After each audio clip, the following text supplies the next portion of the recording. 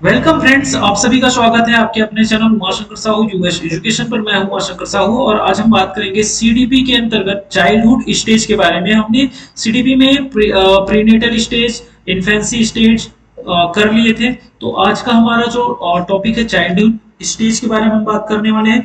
तो आप हमारे चैनल पर नए होंगे तो प्लीज हमारे चैनल को सब्सक्राइब कर लीजिएगा, बेल आइकन को प्रेस कर लीजिएगा ताकि आपको अपडेटेड नोटिफिकेशन मिलता रहे। चलिए, अगर आप हमारे टेलीग्राम चैनल से अभी तक नहीं जुड़े तो जुड़ जाइएगा। फेसबुक पेज से आप डायरेक्ट लिंक यहाँ पर दिया हुआ है, फेसबुक पेज से भी आप जुड़ जाइए ताकि आपको अपडेटेड नोटिफिकेशन मिलता रहे।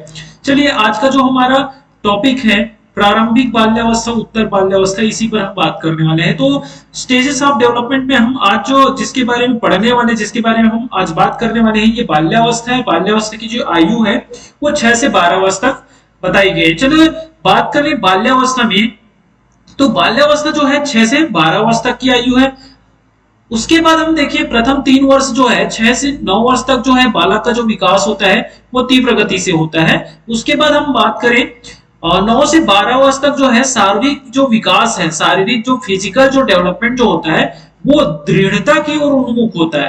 अब यहीं पे हम बात करें कि 9 से, ये पूछा गया क्वेश्चन है, सीटेट में पूछा गया है, 9 से जो 12 वर्ष तक का जो काल है ना, जो 9 से 12 वर्ष तक की जो आयु है उसमें शारीरिक विकास कैसे होता है या किस ओर उन्मुख होता है, तो दृढ़ता की ओर उन्मुख होता है।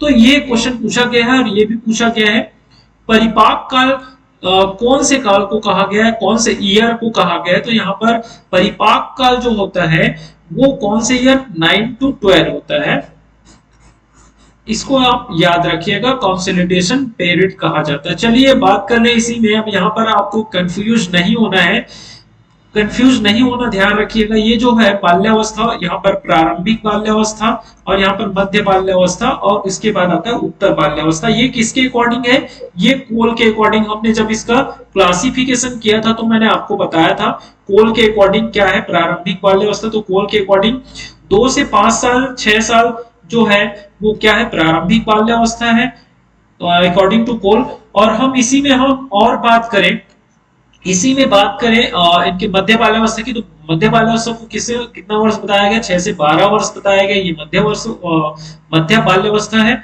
और हम बात करें उत्तर बाल्यावस्था, तो उत्तर बाल्यावस्था के लिए हम बात करें तो ये 12 से 14 साल बताया है किसने, कोल ने। तो यहीं पर हम प्रारंभिक बाल्यावस्था के बारे में हम देख लेते हैं कि 2 से 6 वर्ष जो है शाला पूर्व का जो समय होता है वो प्रारंभिक बाल्यावस्था होते हैं। और ये जो समय होता है शाला पूर्व का समय होता है। तीव्र भाषाई तथा कल्पना शक्ति का विकास होता है। तो हमने कल्पना शक्ति का आपको बताया था कि शैशवावस्था के बारे में बताया था ना, शैशवावस्था में कल्पना शक्ति या कल्पना जगत में बच्चा होता है। तो यही प्रारंभिक बाल्यावस्था बताया अकॉर्डिंग टू कोल। अब बात करें ये जो आयु होता है प्रारंभिक जो बाल्यावस्था है या तो वो क्या खेल, अकेले खेलना पसंद करते हैं। उसके बाद बात करें मध्य बाल्यावस्था की, मध्य बाल्यावस्था में 6 से 12 वर्ष शाला का समय होता है। ये शाला का समय मतलब ये प्राथमिक जो इनका स्टडी ईयर होता है। 6 से जो 12 साल जो होता है प्राथमिक कक्षा में अध्ययन का समय होता है। विचार शक्ति का विकास होता है, समूह में खेलना पसंद करते हैं और खेल के नियमों का पालन भी कर पाते हैं, जिम्मेदारी उठाने की तत्परता रखते हैं।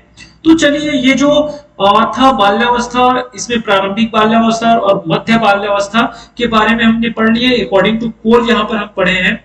चलिए बात करें हम बाल्यावस्था के बारे में, तो बाल्यावस्था की कुछ यहाँ पर परिभाषाएं बताए हैं according to Crow and Crow. जब बालक 6 वर्ष का हो जाता है तब उसकी मानसिक योग्यता लगभग पूर्ण विकास हो जाता, मानसिक योग मैंने कहीं भी ये बताया हुआ था कि मानसिक जो विकास होता है ग्रोथ एंड डेवलपमेंट में शायद मैंने बताया हुआ था कि जब बालक जो है बाल्यावस्था में होता है तब उनका 90% मेंटल डेवलपमेंट हो जाता है। यहाँ पर क्रो ने फिर से बताया है कि लगभग उनका पूर्ण विकास हो जाता है, माना है यहाँ पर। चलिए रॉस के अकॉर्डिंग हम देखिए बाल्यावस्था मिथ्या परिपक्वता काल कहा जाता है। स्ट्रेन के अनुसार हम देखें तो ऐसा शायद ही कोई खेल हो जिसे 10 वर्ष के बालक ना खेलते हो। मतलब ये जो इस आयु को कौन सा आयु, खेल की आयु भी कहा जा सकता है। ठीक है, और हम आगे इसके बारे में भी बात करेंगे कि खेल की आयु कौन से काल को कहा जाता है, इसके बारे में भी बात करेंगे। बाल्यावस्था में हम देखें तो विकास कैसे होता है, मतलब बालक की जो लंबाई है वो सेंटीमीटर में किस प्रकार से बढ़ता जाता है। तो बाल्यावस्था में लंबाई जो है 5 से 7 सेंटीमीटर प्रति वर्ष की दर से बढ़ता है। अब प्रति वर्ष एक वर्ष को आप याद रखिएगा, बाकी को छोड़ दीजिएगा, उसमें आप प्रति वर्ष क्या करते जाएंगे, आप 5 से 7 इंच आप बढ़ाते जाइएगा। बालक वर्ग में 108.5 है। अब यहाँ पर 6 से 10 वर्ष तक बताया गया है, तो 6 से 10 वर्ष तक 5 से 5.25 के आसपास और बढ़ा लीजिएगा, तो 5 से 7 बोला है तो 25 के आसपास बढ़ाएंगे, तो ये एक्चुअल नहीं रहता है, एक्चुअली में एक्चुअल नहीं रहता है। और मैंने ये भी बताया था कि जो बालक है, बालक का जो लंबाई है, बालक का जो भार है, वो बालिका की जो ऊंचाई और लंबाई से कब तक, जब वो बाल्यावस्था में होता है और बाल्यावस्था से वो किशोरावस्था में जब प्रवेश करते रहता है, तो उस टाइम में जो बालक की जो लंबाई है वो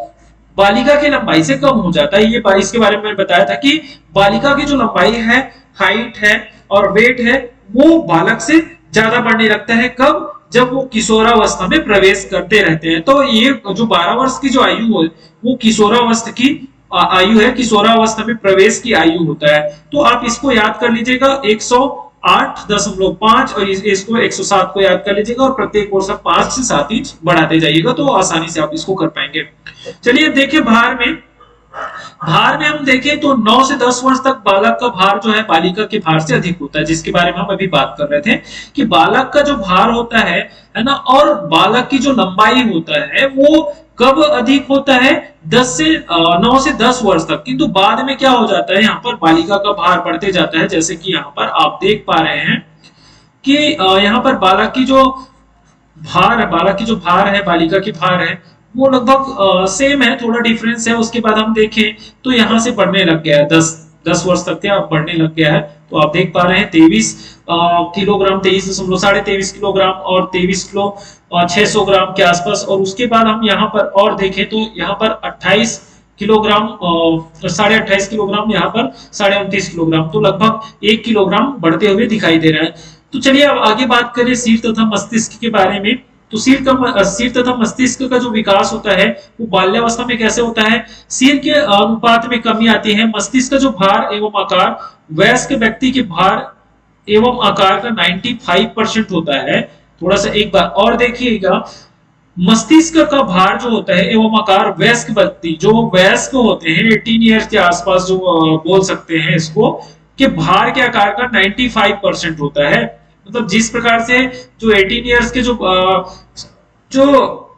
बालक रहेंगे उनके जो मस्तिष्क जो भार जो है, और जो बाल्यावस्था में जो प्रवेश किए जो बालक है उनके मस्तिष्क जो भार होता है 95%, मतलब 5% की कमी होती है। लगभग पूर्ण क्या हो जा रहता है, वो डेवलप हो जा रहता है। कब, बाल्यावस्था में। तो चलिए बात करें बोन्स के बारे में। जैसे कि हमने बोन्स के बारे में बात किए थे, कहां पर, इन्फेंसी स्टेज पर। आपको याद होगा कि जन्म के समय हमने बताया था कि जन्म के समय जो बालक में जो बोन्स होते हैं 270 बोन्स होते हैं। कुछ झिल्लियां मैंने बताया था कि धीरे धीरे क्या होते जाता है, ये बोन्स आपस में क्या होते जाते हैं, मिलते जाते हैं, कठोर होते जाते हैं। पहले तो लचीला होता है जन्म के समय, और धीरे धीरे क्या होते जाता है, जब स्थिरता आती है तो स्थिरता आते आते क्या होता है, बोन्स जुड़ते जाता है और ये कठोर होते जाता है। और हमने ये भी बताया था जैसे जैसे वो बोन्स जुड़ने लगते हैं उसी को क्या कहा जाता है, दृढ़ीकरण या अस्थिकरण कहा जाता है। ओसिफिकेशन के बारे में भी हमने कल बात किए थे।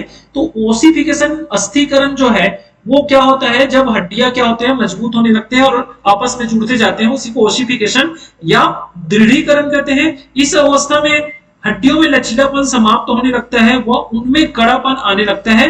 हड्डियों की जो संख्या है वो बढ़कर 270 से 350 तक लगभग हो जाती है। अब आपको ये कैसे कि 200 जब हड्डियां जुड़ रही हैं तो 270 से 350 कैसे हो जाती है, तो इसका भी कारण है कि कुछ झिल्लियां होती हैं, वो क्या होते हैं, हड्डियों का रूप धारण कर लेते हैं, जिसके कारण से हड्डियों की जो संख्या है वो बढ़ जाती है। और वैसे हड्डियों की जो संख्या में परिवर्तन होते रहता है। कब, जब हम शैशवावस्था से हम बाल्यावस्था में प्रवेश करते हैं। तब अब देखेंगे कि हम बाल्यावस्था से हम किशोरावस्था में प्रवेश करेंगे तो ये 230 के 350 के आसपास जो यहाँ पर हड्डियां दिख रही है वो कहां तक आ जाता है, 206 के आसपास आ जाता है। तो वो हम किशोरावस्था में जब जाएंगे तो आपको बताएंगे।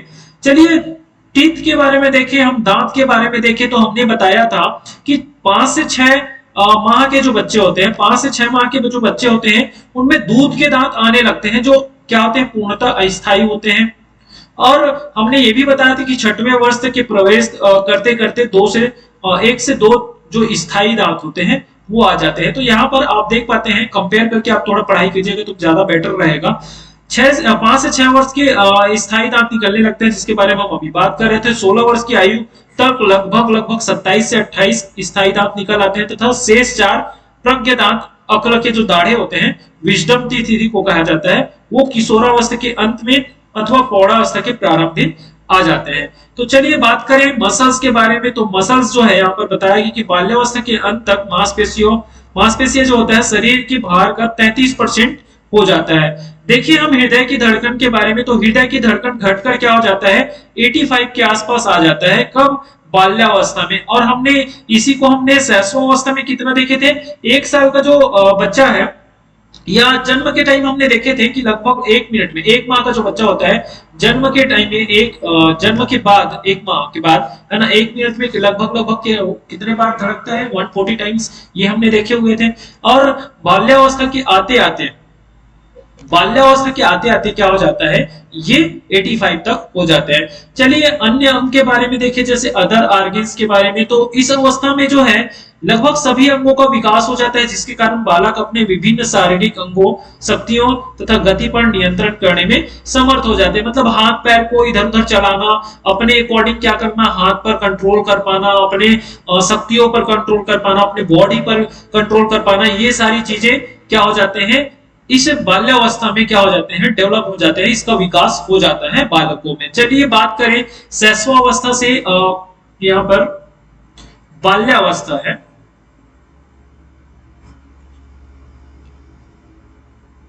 बाल्य अवस्था से संबंधित महत्वपूर्ण प्रश्न देखें तो ये जो जीवन का अनोखा काल कहा गया है, कौन से काल को, बाल्यावस्था जो है उसको यूनिक पीरियड ऑफ लाइफ कहा गया है। और ये किसने कहा है, कॉल एंड ब्रूस ने। ये कॉल एंड ब्रूस जो है, कहीं कॉल लिखा है कहीं पे कॉल लिखा रहेगा आपको, तो कॉल एंड ब्रूस ने कहा है। जीवन का निर्माणकारी काल, ये इसको कहा गया है। Preparatory period of life, Sigmund Freud ने कहा है। प्रतिद्वंदात्मक समाजीकरण का काल, तो समाजीकरण जो होता है, बालक का समाजीकरण कब प्रारंभ होता है, बाल्यावस्था में प्रारंभ होता है। बालक का समाजीकरण कब प्रारंभ होता है, इसको याद रखिएगा, ये पूछा जाता है। तो बालक का जो समाजीकरण है वो कब प्रारंभ हो जाता है, बाल्यावस्था में प्रारंभ होता है। पीरियड ऑफ कॉम्पिटिटिव सोशलाइजेशन, ये किलपैट्रिक ने कहा है। उसके बाद हम बात करें छदम मिथ्या का काल, रॉस ने कहा है। नेता बनने की जो इच्छा भी होती है, तो मन में एक उठते रहता है कि मैं भी दूसरे की तरह क्या करूं, लीडरशिप करूं। नेता बनने की जो इच्छा है वो कब, बाल्यावस्था में जागृत होती है। समलिंगी होमोसेक्सुअल, जैसे बॉयज जो है, बॉयज के साथ गर्ल्स जो है, गर्ल्स के साथ समूह भावना या ग्रुप स्पिरिट जो कहते हैं। यहाँ पर समूह भावना मतलब जो बॉयज होते हैं, लड़के जो होते हैं, लड़कों के साथ क्या करते हैं, अपना एक समूह बना लेते हैं, मित्रता करते हैं। और लड़कियां जो है बाल्यावस्था में लड़कियां लड़कियों के साथ ही क्या करते हैं, फ्रेंडशिप करते हैं। उसके बाद हम देखें कि बाल्यावस्था में लिंग भेद देखा जाता है व जाति भेद की भावना भी देखी जाती है। चलिए बात करें जिसके बारे में हम पिछले ये में बात कर रहे थे, पिछले स्लाइड में हम बात कर रहे थे कि खेल की आयु। तो खेल की आयु, गेम एज कहा गया है। खिलौने की जो आयु है, ध्यान रखिएगा, खिलौने की आयु, खेल की आयु। तो शैशवावस्था को खिलौने की आयु और खेल की आयु जो है बाल्यावस्था को कहा गया है। टोली दल समूह की आयु किसको कहा गया है, बाल्यावस्था को कहा गया है। क्योंकि इस समय में क्या करते हैं, जो बालक है जो होमोसेक्सुअल देखा जाता है, जैसे फ्रेंड भी बनाते हैं, तो बालक जो है अपने लिंग के अकॉर्डिंग क्या करते हैं, जैसे बालक है तो वो बालकों के साथ क्या करेगा, अपना फ्रेंडशिप करेगा। प्रारंभिक विद्यालय की आयु, तो प्रारंभिक विद्यालय एलिमेंट्री स्कूल एज, तो एलिमेंट्री स्कूल एज क्यों कहा गया है, क्योंकि ये जो आयु है वो 6 से 12 वर्ष तक की है और इसी को एलिमेंट्री स्कूल एज कहते हैं। चलिए बात करें चुस्ती के आयु स्मार्ट एज। अब स्मार्ट एज जो होता है वो उत्तर बाल्यावस्था होता है। अब बाल्यावस्था जो है नॉर्मल तरीके से हम देखें बाल्यावस्था को तो उत्तर बाल्यावस्था किसको कहा गया है 9 to 12 और प्रारंभिक बाल्यावस्था किसको कहा गया है 6 to 8। 6 to 8 6 to 8 8 to 12 भी कर सकते हैं, 6 to 9 भी कर सकते हैं इसको। तो ये 6 to 8 9 to 12 जो है तो इसको उत्तर बाल्यावस्था कहा गया है, इसी को चुस्ती या स्मार्ट एज का चुस्ती की आयु कहा गया। गंदी आयु डर्टी एज किसको कहा गया बाल्यावस्था को कहा गया है डर्टी एज।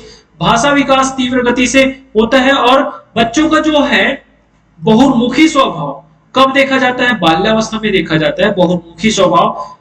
देखिए यहीं पर हम संग्रह करने की प्रवृत्ति या संचय करने की प्रवृत्ति, छोटे छोटे बच्चों को देखें कुछ सामान को इकट्ठा करते रहते हैं। नैतिक गुणों का विकास जो होता है वहां पर हम देखे थे शैशवावस्था में मोरल डेवलपमेंट वहां पर नहीं होता है, यहाँ पर डेवलपमेंट ऑफ मॉरलिटी जो होता है यहाँ पर आपको पाया जाता है। कल्पना शक्ति एवं अमूर्त चिंतन के प्रारंभ का काल की अवस्था। आगे हम देखें रचनात्मक कार्यों में आनंद तथा बालक जो है क्या करता है सृजनशीलता के गुण पाए जाते हैं। मूर्त प्रत्यक्ष चिंतन की अवस्था कहा गया है। तो आप देखे होंगे यहीं पर हम आपको फिर से एक करेंगे कि जीन पियाजे की जो थ्योरी है अगर आप इसको पढ़ेंगे तो जीन पियाजे की थ्योरी में आपको फिर से मिल जाएगा। जीन पियाजे ने सेंसरी मोटर स्टेज वो किया है आपका संवेदी क्रियात्मक अवस्था, फिर पूर्व संवेदी क्रियात्मक अवस्था, फिर मूर्त। तो मूर्त जो प्रत्यक्ष या मूर्त जो यहाँ पर कहा गया है कॉन्क्रीट थिंकिंग की जो अवस्था है वो कौन सा अवस्था माना गया है यहाँ पर, वहां पर आपको 7 से 11 वर्ष मिलेगा और यहाँ पर आपको कौन सा है 6 से 12 वर्ष मिलेगा। ठीक, तो ये समझ में आया होगा। तो चलिए आपको ये वीडियो अच्छा लगा हो तो वीडियो को ज्यादा से ज्यादा शेयर कर दीजिएगा, ज्यादा से ज्यादा लाइक कर दीजिएगा ताकि हम नेक्स्ट वीडियो ऐसे ही आप तक पहुंचाते रहें। Thank you.